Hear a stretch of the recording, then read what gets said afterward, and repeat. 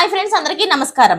ఏపీలో కొత్తగా అతి పెద్ద ఇంటర్నేషనల్ ఎయిర్పోర్ట్ అయితే రాబోతుంది. అది ఎక్కడ రాబోతుంది, ఎవరు తీసుకొస్తున్నారు, ఎప్పుడు రాబోతుంది అన్న పూర్తి వివరాలు అయితే తెలుసుకునే ముందు వీడియోని పూర్తిగా చూడండి. అప్పుడే మీకు పూర్తిగా అర్థమవుతుంది.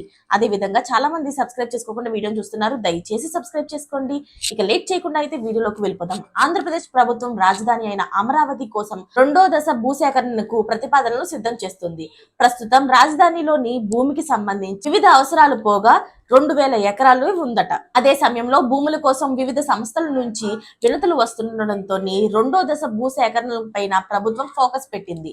అయితే అమరావతిలోని మరికొన్ని గ్రామాలలో భూసేకరణలోని భూములు ఇచ్చేందుకు ఆసక్తిగా ఉండడంతో భూసేకరణ ప్రారంభించేందుకు సిఆర్డీఏ సిద్ధమవుతుందని చెప్తున్నారు. రెండో దశలోని మరో 30,000 ఎకరాలకు పైగా భూమిని సమీకరించాలని భావిస్తున్నారట. అయితే అమరావతిలోని ప్లాన్ చేయబోతున్న అంతర్జాతీయ విమానాశ్రయం ఏర్పాటుకే సుమారు 4,000 ఎకరాలు కావాలని అంచనా అయితే వేస్తుంది ప్రభుత్వం. అమరావతిలోని అంతర్జాతీయ విమానాశ్రయం ఏర్పాటుకు TEFR అంటే సాంకేతిక ఆర్థిక సాధ్యాల నివేదిక అన్నమాట రూపొందించేందుకు APADC అంటే ఆంధ్రప్రదేశ్ విమానాశ్రయాల అభివృద్ధి సంస్థ ఇప్పటికే టెండర్లు పిలిచిందని చెప్తున్నారు. అమరావతిలోని అంతర్జాతీయ విమానాశ్రయాన్ని MRO సదుపాయం రక్షణ కేంద్రాలను సమీకృతంగా ఏర్పాటు చేయాలన్నది ప్రభుత్వ ఆలోచనగా ఉంది.